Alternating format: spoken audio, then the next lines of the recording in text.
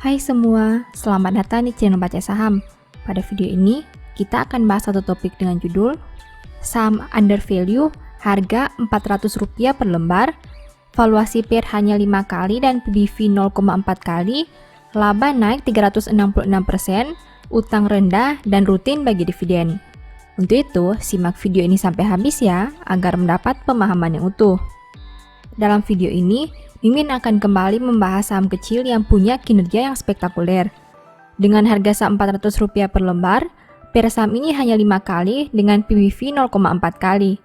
Selain itu, laba perusahaan juga naik di atas 350% di periode ini. Hebatnya lagi, meski bukan perusahaan raksasa, saham ini punya DER yang cukup rendah, yakni 25%. Apakah kamu tertarik melihatnya lebih jauh lagi? Sekarang, saya mau bahas laporan keuangan triwulan 3 2021 saham ini. Berhubung laporan keuangan terbarunya sudah terbit, mari kita lihat perkembangan kinerjanya. Oh ya, di akhir video, saya akan memberikan kesimpulan dari analisa yang dilakukan. Untuk itu, nonton sampai selesai ya. Seperti biasa, pembahasan ini bersifat edukasi dan bukan rekomendasi. Kamu bisa saja rugi jika beli saham ini. Untuk itu, selalu berhati-hati sebelum membeli saham. Disclaimer on ya. PT Duta Pertiwi Nusantara berdiri tahun 1982. Artinya, saat video ini dibuat, DPNS berusia sekitar 39 tahun. Perusahaan ini ternyata sudah berusia hampir 40 tahun. Dengan umur seperti itu, tentu saja perusahaan sudah banyak melewati berbagai kondisi ekonomi. Tapi pertanyaannya, apakah dalam puluhan tahun ke depan kinerja perusahaan ini masih bisa terus bertumbuh? Mari kita bahas laporan keuangan terbaru saham ini. Pertama, aset. DPNS punya aset 371 miliar di tahun 2021, sedangkan di tahun 2020 asetnya berjumlah 317 miliar.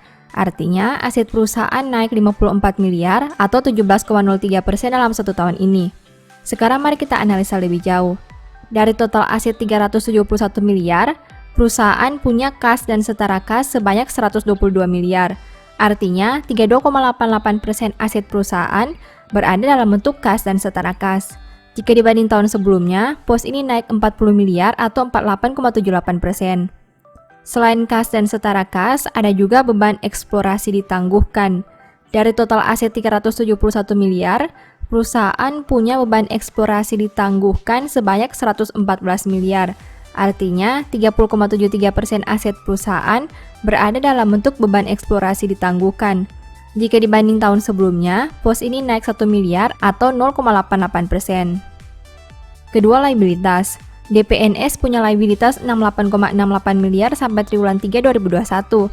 Sedangkan di tahun 2020, liabilitasnya berjumlah 32,48 miliar. Artinya, hutang perusahaan naik 36,2 miliar atau 111,45% dalam satu tahun ini. Nah, dari total liabilitas 68,68 miliar, perusahaan punya utang usaha pihak ketiga sebanyak 33,59 miliar. Artinya, 48,91% hutang perusahaan berada dalam bentuk utang usaha pihak ketiga. Jika dibanding tahun sebelumnya, pos ini naik 33,35 miliar atau 13.800%. Selain utang usaha pihak ketiga, ada juga utang lainnya pihak berelasi.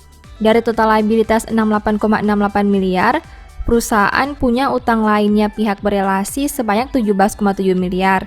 Artinya, 25,77% total hutang perusahaan berada dalam bentuk utang lainnya pihak berelasi. Jika dibanding tahun sebelumnya, pos ini naik 3,21 miliar atau 22,15%. Ketiga, ekuitas. DPNS punya ekuitas 268 miliar sampai triwulan 3 2021. Jika dibanding tahun sebelumnya dengan angka 250 miliar, berarti ekuitas perusahaan naik 18 miliar atau 7,20%. Nah, dari total ekuitas 268 miliar, perusahaan punya saldo laba yang belum ditentukan penggunaannya sebanyak 171 miliar. Artinya, 63,81% ekuitas perusahaan berada dalam bentuk saldo laba yang belum ditentukan penggunaannya.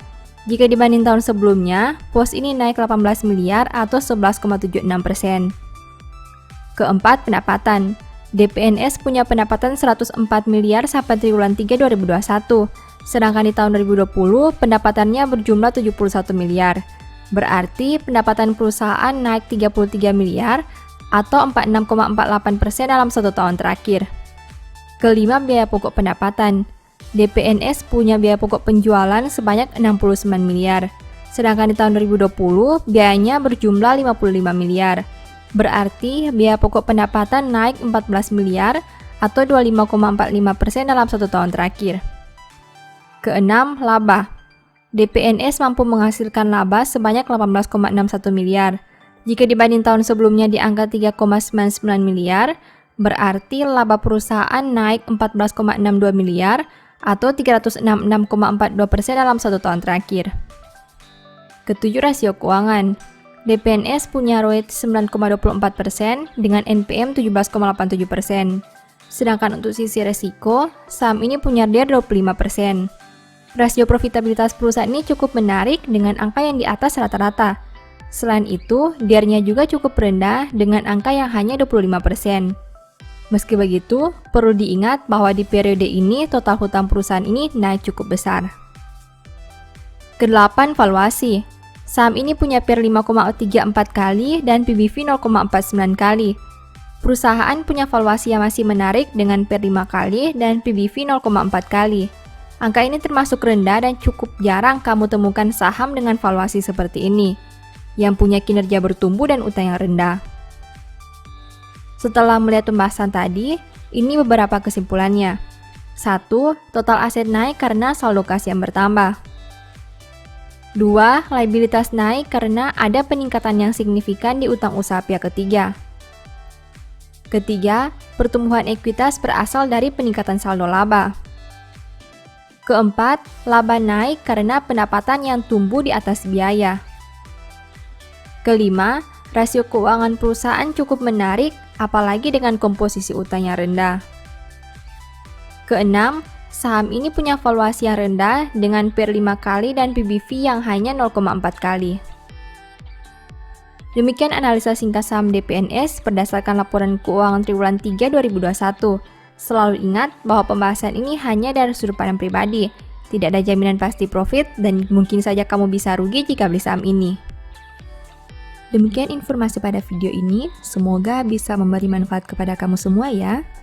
Oh iya, saya mau menyampaikan bahwa sekarang Baca Saham punya 3 e-book tentang saham yang mungkin saja bisa berguna bagi kamu, yaitu Strategi Nabung Saham, Analysis Report, dan The Stock Market. Berikut perbedaan antara 3 e-book tersebut. E-book Strategi Nabung Saham berfokus pada pembahasan teknik, money management, dan semua hal yang berhubungan dengan nabung saham. Poin intinya bisa dilihat pada tampilan berikut ini. E-book Analysis Report berfokus pada hasil analisa fundamental 12 saham pilihan berdasarkan laporan keuangan terbaru. Poin intinya bisa dilihat pada tampilan berikut ini. E-book The Stock Market berfokus pada panduan bagaimana menganalisa fundamental suatu perusahaan dan money management yang baik. Poin intinya bisa dilihat pada tampilan berikut ini. Apabila kamu tertarik membeli salah satu dari 3 e-book tadi, silakan chat WA ke nomor yang tertera di layar ya. Ingat, hati-hati terhadap semua jenis penipuan yang mengatasnamakan Baca Saham.